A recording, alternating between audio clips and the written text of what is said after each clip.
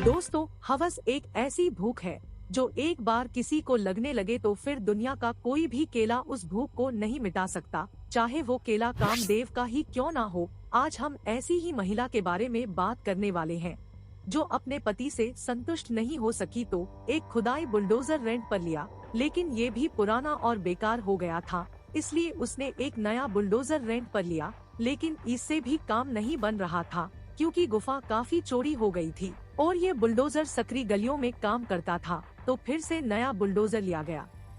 लेकिन जल्दी ही सभी बुलडोजर ड्राइवर के बीच मारा मारी शुरू हो जाती है क्योंकि वो जिस गुफा में खुदाई कर रहे थे वहाँ एक और कोहिनूर मिलने की संभावना थी। जब इनकी मारा मारी बढ़ गई तो वारदात हमारे चैनल पर पॉडकास्ट हो गई। दोस्तों, चढ़ती जवानी और हवस की ये कहानी झांसी से आई है, जहां की रहने वाली सुहानी की सिल बचपन में उस वक्त टूट गई थी जब वो पड़ोसी के 2 बच्चों के साथ घर घर खेल रही थी। सुहानी ने बचपन में ही केला लेने का आनंद ले लिया था और उसी दिन से रोज घर घर खेलना उसे अच्छा लगने लगा था। लेकिन धीरे धीरे छोटे हथियारों से उसका मन उठने लगा। अब वो बड़े हथियारों से जंग लड़ना चाहती थी क्योंकि जंग लड़ने का तजुर्बा उसे खूब हो गया था। उसे बड़े संख्या में युद्ध के पैगाम आने लगे क्योंकि खूबसूरत तो वो थी ही, लेकिन उसका दिल भी बहुत बड़ा था। बच्चों से लेके बूढ़े तक उसने कभी किसी को निराश नहीं किया। जो भी उसे मुट्ठी का इस्तेमाल करता दिखता तुरंत वो अपनी टांगे खोल देती। लेकिन ये सब शादी के बाद बंद हो चुका था। रोज एक ही खुराक से वो परेशान हो गई थी। उसे अलग अलग रस से भरी कुल्फियों का स्वाद चाहिए था। अब उसे अपने पुराने अच्छे दिन याद आ रहे थे। जब उससे रहा नहीं गया तो उसने पड़ोस में रहने वाले सुरेश को तुरंत खोपचे में खींच लिया। सुरेश ऐसी चिकनी और गहरी खाई में पहली बार कूदा था। उसका दिल रोज उसको फील करता, लेकिन सुहानी इससे बिल्कुल संतुष्ट नहीं हुई। उसे तो लगा नुन्नू उसकी झाटों में ही उलझ कर रह गया हो। वो तुरंत दूसरे पड़ोसी को मिस कॉल मारती है।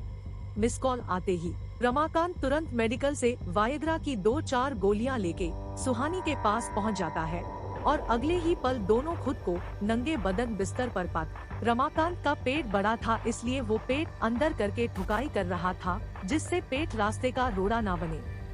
लेकिन सुहानी फिर भी बोलती है, जानू पूरा डालो ना। वैसे तो रमाकांत का हथियार छोटा था, लेकिन उसने इस हथियार से बहुत सारी जंग जीत रखी थी और अनुभव तो उसे जॉनी भैया से ज्यादा था।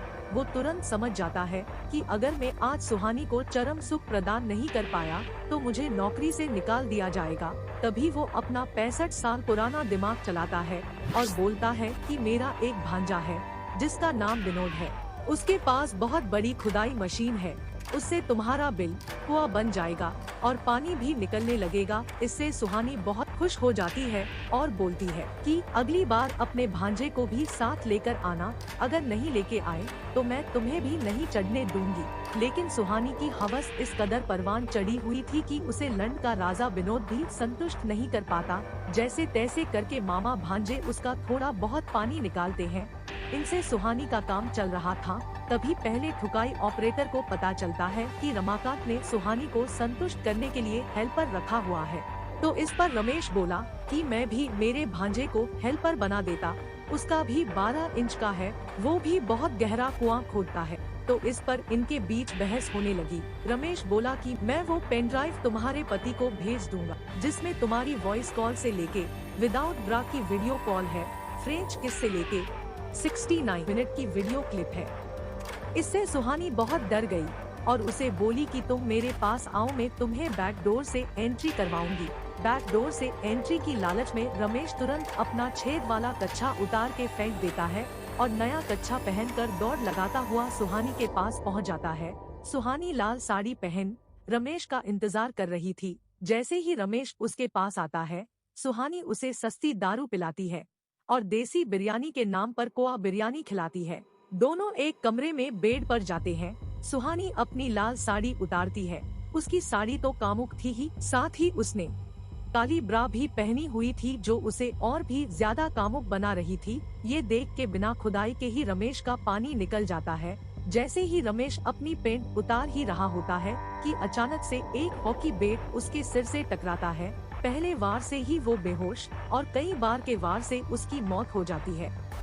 सुहानी के साथ मिलकर रमाकांत और विनोद ने रमेश को जान से मार दिया था और उसकी लाश को बाथ टब में डाल दिया, जिससे सबको लगे कि रमेश बाथ टब में गिर के मर गया।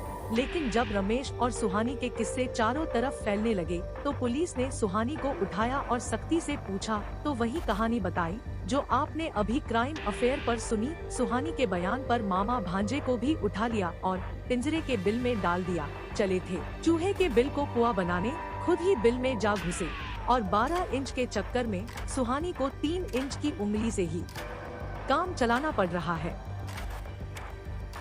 अगर आप इस तरह की वारदात से रूबरू होना चाहते हैं तो इस चैनल को सब्सक्राइब कर लीजिए और नोटिफिकेशन बेल ऑन कर लीजिए। मैं अदिति आपका इंतजार करूंगी अगले वीडियो में। तब तक अपने बाबू को अपनी मुट्ठी में रखिए। अगर फिसल कर बाहर निकल गया तो क्या पता अगला वीडियो आप पर ही बन जाए।